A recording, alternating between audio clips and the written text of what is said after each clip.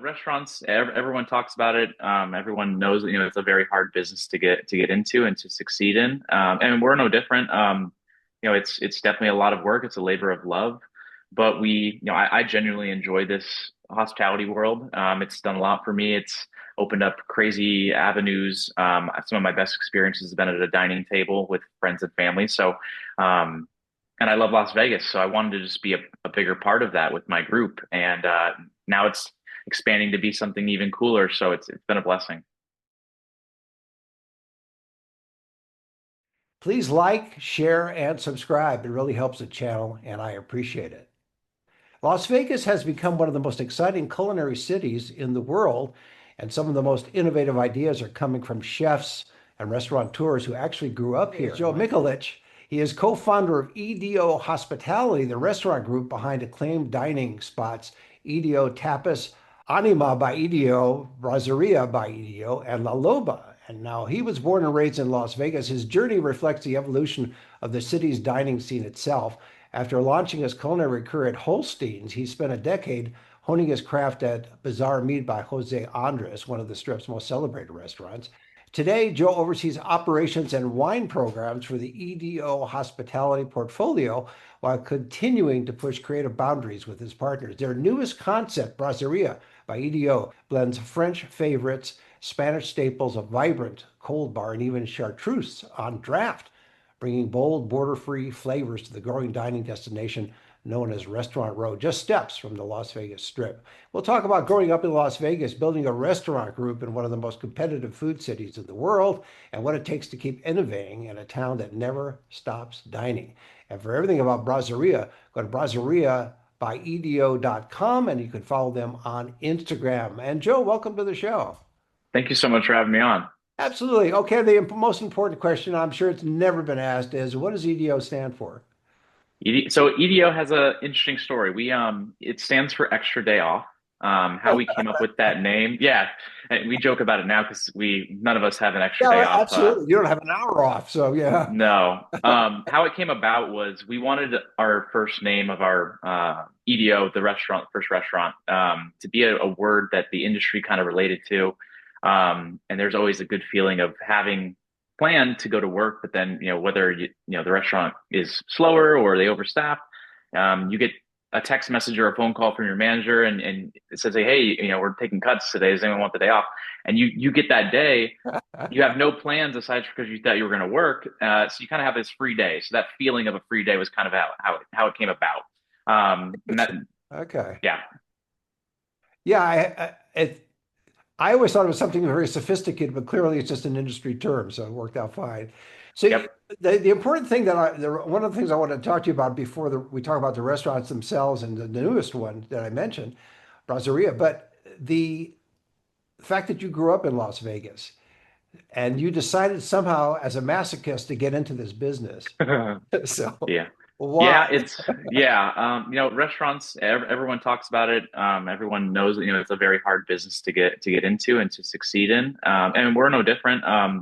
It's definitely a lot of work. It's a labor of love, but I genuinely enjoy this hospitality world. It's done a lot for me. It's opened up crazy avenues. Some of my best experiences have been at a dining table with friends and family. Um, and I love Las Vegas, so I wanted to just be a bigger part of that with my group. And now it's expanding to be something even cooler. So it's been a blessing. Well, are you one of those guys that actually started from the bottom? What I mean by that is, were you doing dishes? Were you cleaning up, all that kind of stuff, or did you kind of hit middle management level first? No, no, I definitely started from the beginning. So I went to UNLV. I went to hospitality school there. Did some soccer growing up. I played soccer my entire life. Played a little bit at UNLV, and then as soon as I graduated, I traveled a little bit and got back into Las Vegas, and started working in restaurants as a busser, a food runner. I think I started at Holstein's when it opened the Cosmo, as a food runner and kind of worked my way up into serving. As soon as Bazaar opened, I got an amazing job offer to become a server there, and then became a sommelier. So always front of the house, never dishwasher, but always in the front of house, hit all the different positions. Well, I think it's always good to have some experience as a dishwasher as well, because it really shows you the beginning stages of the restaurant all the way up through management and ownership. So you really get a full view. But I'm clearly with your experience, you know what that's like even without having to necessarily do it. Oh, no doubt. I mean, there's definitely been days when I've been a dishwasher, especially at our restaurants. Off strip, we're small business, so we joke about Right. like we wear all the hats. There's definitely been days where something happens, someone calls out, or unplanned, and I've definitely did wash dishes with my chefs before. How does that work with you on the level of to get into the restaurant business? As we talked about, it's hard, and there are some chefs, not necessarily owners, but chefs who have an ego, etc. But as a restaurateur, which I'll use that term for you, and a co-founder of restaurants, you almost have to put an ego aside because, as you said, if somebody calls out sick, you got to take over that job unless you can find someone else to do it. So there's Yeah. a certain humbling experience to it all, isn't it?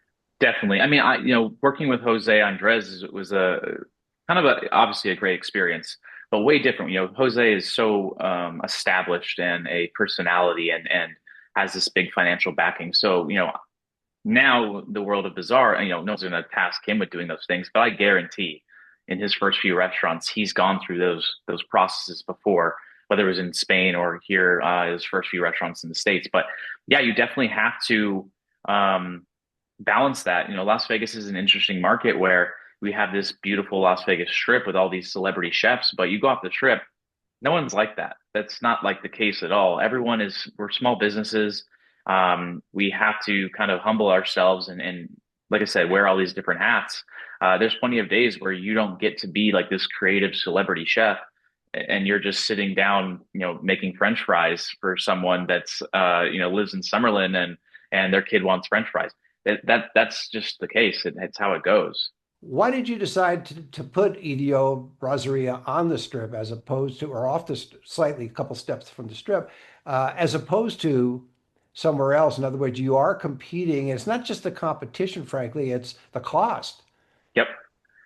So how it Real worked out when we opened up our first restaurant, EDO, that was located in Chinatown, maybe 2, 3 miles off the strip, and it was a good location for us because we were able to attract a lot of the local following. But then we were close enough to where if we did well, got some good awards, got some good recognition, people that were touring the strip from wherever for conventions or for vacation, they could venture to us. EDO, however, was way too small. It was great for us to start, but it was only 38, 39 seats. So we kind of hit a cap on what was possible filling those seats wise. And we always wanted to expand in that location to the next door restaurant, but it never happened. This restaurant never closed down and we weren't able to expand. So we made the decision to close it. It's going to eventually be moving in the next few months. Actually, we started the build um, last month on the new location. So probably in August that will open as a slightly different concept, but still EDO. Um, then after that, we opened up Anima. Anima is located at the Gramercy off of 215 in Russell. So much more in the residential area of Las Vegas where a lot more families still can come. And it's a much bigger parking lot, much nicer space, less of that party atmosphere up in the Southwest.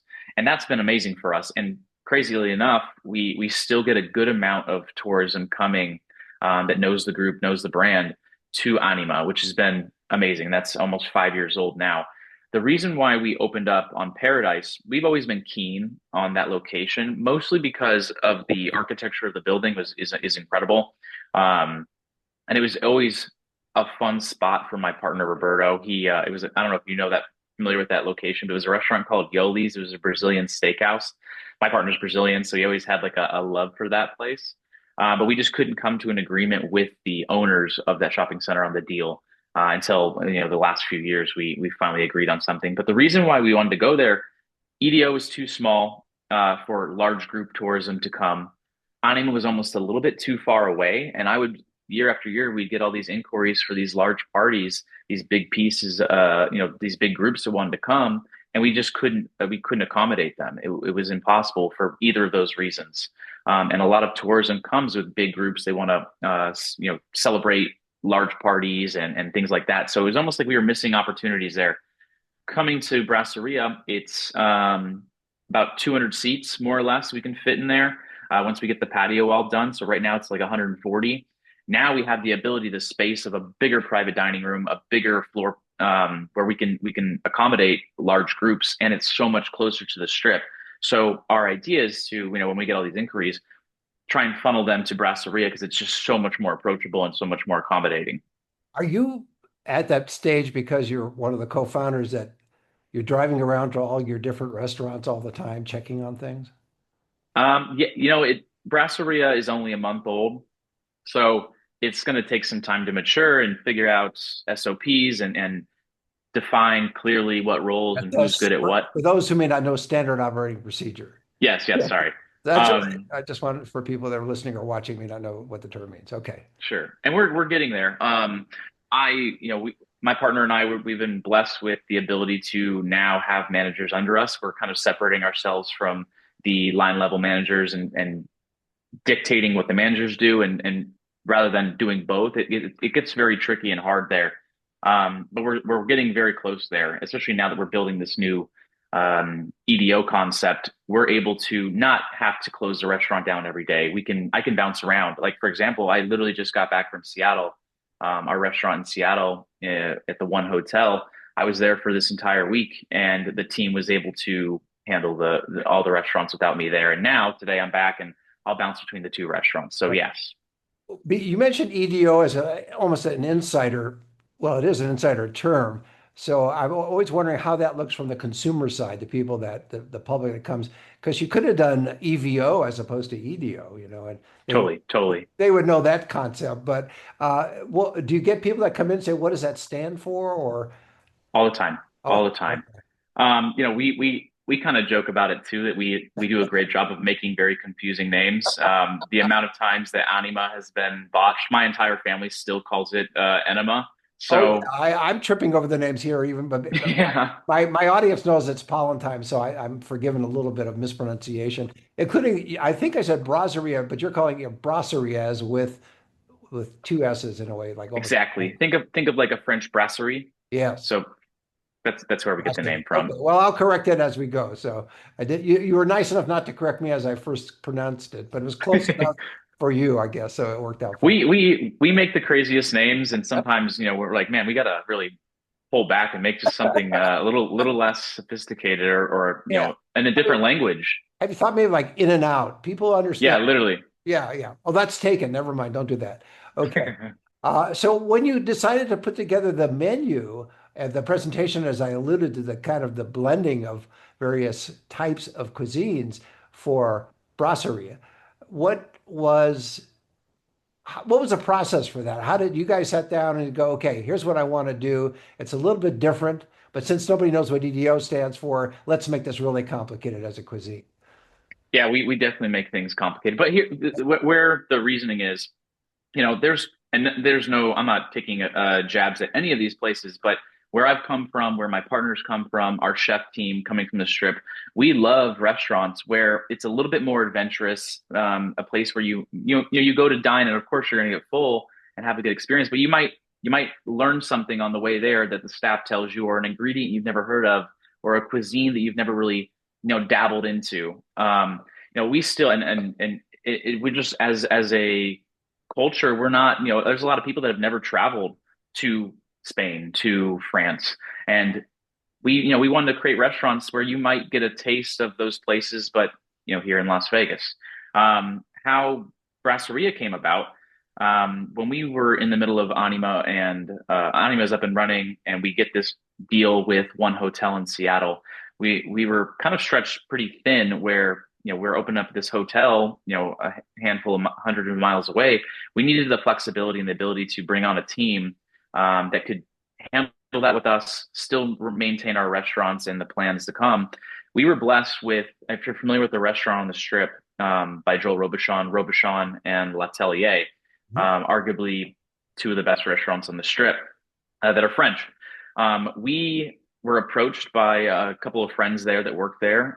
Chef Taden Elamar, he was the executive chef of L'Atelier, and he'd worked there for a handful of years. He was ready to move on and do something bigger with us off strip, and we came to an agreement. It was like, hey, come join us. We have plans for a French restaurant. You would be a perfect fit. So he was working with us well before Braseria came about because we knew that we were going to do that. But he was able to go with me to Seattle and bounce around. As soon as he joined, in the months to come, the year to come, a handful of his other staff from that restaurant, all French trained, came with us also. And it gave us the ability to like make this brasseria menu very, very easily, because they really enjoy and they know French technique, and they've been doing it at a significantly higher level and higher price point. But they were able to make it in a much more approachable format for brasseria. So that's where the brasseria came about. We always like French cuisine. And there's of course there's a handful of French restaurants in the city, but we wanted to do our own. We wanted to do our own style. Why is it you don't look exhausted? That's funny. I mean, restaurants are tough. I think being an athlete, I've always put at the forefront my health, and I definitely don't get as much sleep as I could. I work, way too many hours, but I always try and prioritize health and eating healthy. I don't really drink that often. Even being a sommelier, I'm probably the most sober sommelier in the city. Just because I don't have the time to go out and have a bottle of wine every single night. Like when I worked on the strip, it's very easy to get into these routines and vices of Las Vegas. There's great things about Vegas, but there's also some pretty bad things. And the availability of gambling and alcohol and all these things is very relevant. It's very there. Well, you could elevate it gambling and fine wine as opposed to Of gambling. course. Alcohol. Yes. Well, tell us a little bit about the sommelier experience. Why did you decide to go down that route at a certain point, as opposed to doing everything else that you do within that restaurant world? Yep. So when I was going to UNLV, I really had no idea what I wanted to do for a career. Soccer was my life. That's all I cared about. And I didn't know what route I wanted to go. I was talking to my athletic advisor, and I literally asked him. I remember, like, what is UNLV good at with regards to degrees? If I'm going to get a degree, I might as well get it one of the best that our school offers. That was literally the level of like I didn't know what I wanted to do. I was an open book. I was open to anything. And he's like, man, obviously we're good at hospitality with the strip being right behind us. Like, you know what? I'll go that route. If I like it, great. So with that degree, it opened up plenty of opportunities for me. Making connections, working on the strip was pretty easy for me to get hired. So I started, like I said, as a busser runner. But whenever I would go to restaurants and get way more into fine dining or just dining in general and caring about food and what you put in your body, I remember I went to a restaurant for Restaurant Week, Three Squares Restaurant Week, because I was still, poor college student. So that's a discounted way to taste some good food. That's true. And Yeah, and for our viewers and listeners outside of Las Vegas, Three Square is food or a nonprofit food organization that distributes food to people who need the food. And part of that is every year they have Restaurant Week where you can go to these great restaurants at a reasonable price, and a lot of the proceeds then go to Three Squares, just so people know what we're talking about here. So yes, I could see you as a college student saying, well, hey, this is one way to do it. Or I could yep. say, So yeah. yeah, so how it happened was I went to this restaurant and just while dining, I noticed this gentleman walking through the restaurant suited, looking pretty dapper. And he kind of demanded a little bit of respect. And honestly, I thought that he was a general manager of the restaurant, but still he was like kind of had like a cool swagger about himself. A certain Um, formality as well. Totally. He demanded. He had the staff coming up to him. He was also pouring wine, obviously. So I was just curious. I think I was very young. I was probably 19 at the time, and I literally just asked him. I was like, "Hey, like, who are you? Like, what is your duties here?" And I had never heard of the term sommelier. Right. Um, I literally I joke about it, but like I've told people, like he kind of reminded me of like the James Bond of a restaurant, like dapper, kind of suave. And I chatted with him for a second. He's like, "Oh, I'm in charge of serving wine in this restaurant. Like I'm in charge of the wine program." And I'm like, "What? That's a career?" And he's like, "Yeah, it's great in Las Vegas, especially. We have all this tourism, and you can open up some cool wines and stuff." I was like, "This sounds amazing." So I literally from then on, I tried to go down the rabbit hole of what is the sommelier, how to study it, how to test for it. And then I became a server eventually, and I always had this passion for beverage and started just going down the quartermaster sommelier and taking all the correct tests. There's another one called WSET, which I went down that rabbit hole too. So I got a handful of certifications under my belt, and then once Bazaar opened and I passed my correct level two to become certified, the opportunity came to become a sommelier, and then I just went through the ranks up that way. You have a certain drive you don't see in everybody. Where did that come from? My parents raised me incredibly well. I was blessed with, two parents in my life that cared the world for me and my sister and instilled great values. Sports were always my number one.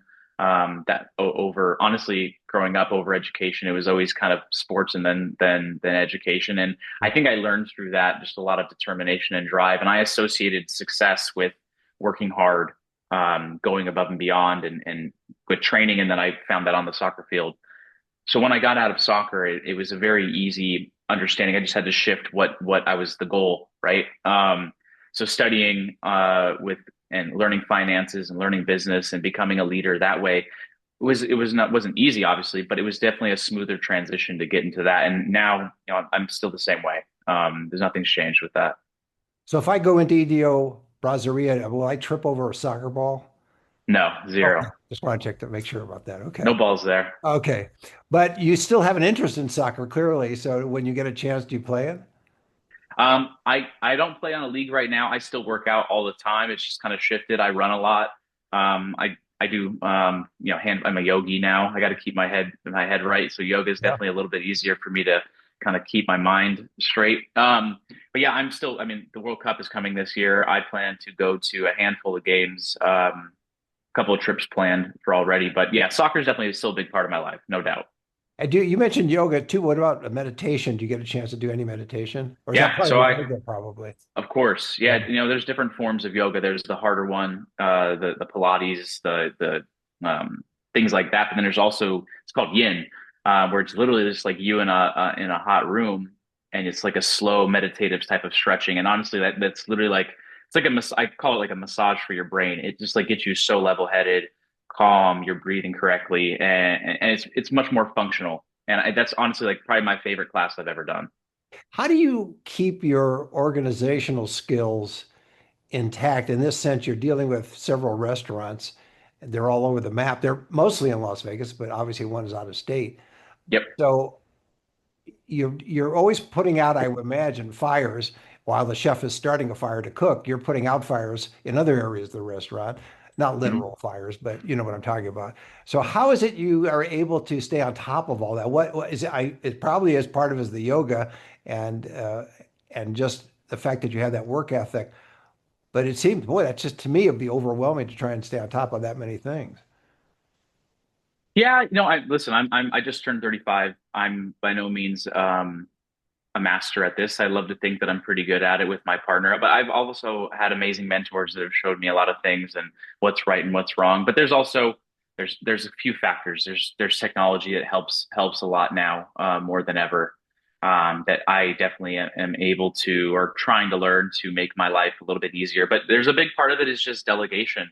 Um, we're pretty serious on who we hire and making sure that they're a good fit, or just spending time with new upcoming managers or my team to make sure that we're trusting them enough to delegate and that they do the right things on the smaller tasks.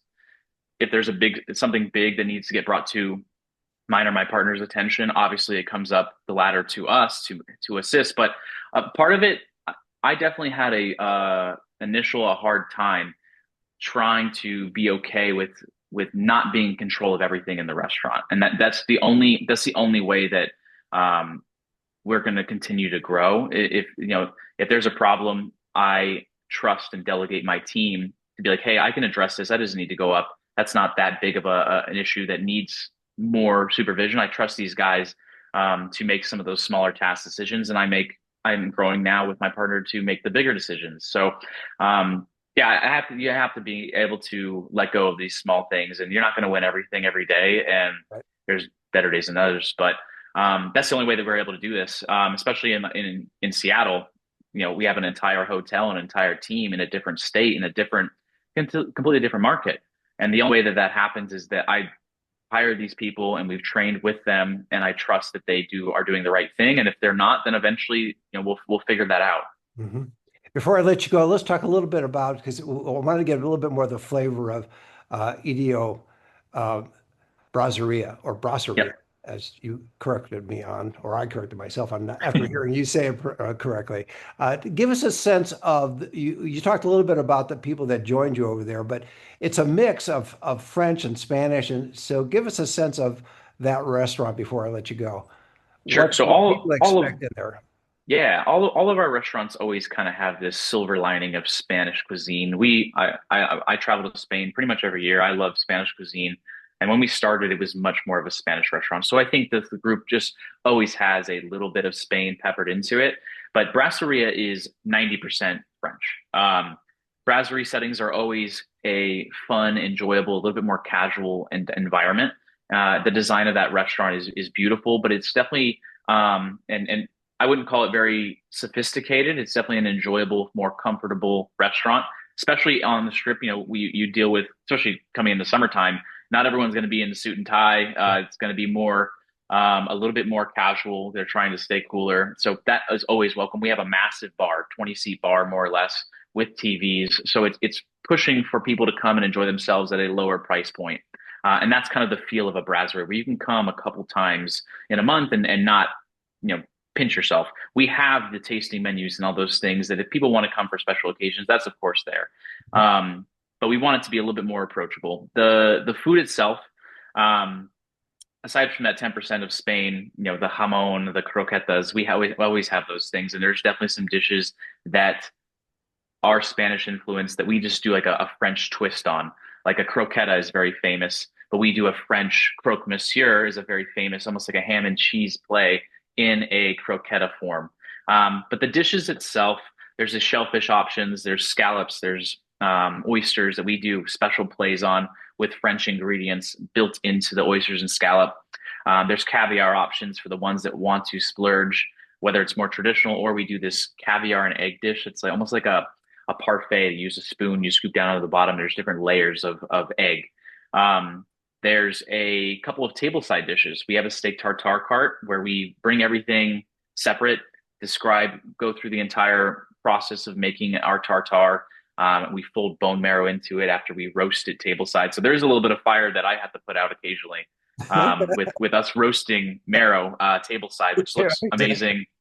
We're big on carts. There's a gin tonic cart. We have a champagne cart or that holds a lot of our wines and with a bunch of different sparkling wine options, which is beautiful.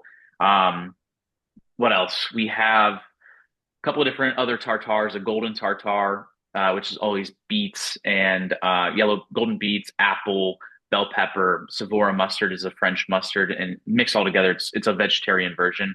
And then there's a special grill called a Josper, or Josper or Mi Brasa is the competitor. We have Mi Brasa, which is essentially like an indoor barbecue. Gives us the ability to use wood and cook the meats. It gives this beautiful smoky aroma that honestly the strip has the ability to have, afford these big grills and these expensive things. We were blessed now with this restaurant that we could put that in there. So all of our meats, we have a bunch of different steaks, pork, fishes, and a lot of them are cooked in that grill. And it's a little bit more approachable. Nothing added to those composed dishes where it's just the meat that can come to share to the table. We're all about large format sharing. So when groups come together, you can definitely order individual dishes, but you can taste more by ordering things for the table to share, and then we slice up the meats and we can share it up that way. So a little bit more forward towards like a family style dining. Well, that's a great way to leave it. My guest has been Joe Mikulich. He's co-founder of EDO Hospitality. And it's the restaurant group behind acclaimed dining spots EDO Tapas, Anima by EDO, Bras Braseria by EDO, and La Loba. And for everything about Braseria, go to braseriabyedo.com. Follow them on Instagram. And Joe, thanks for being on the show. Ira, it was a pleasure. Really good to chat with you. Same here. See you next time.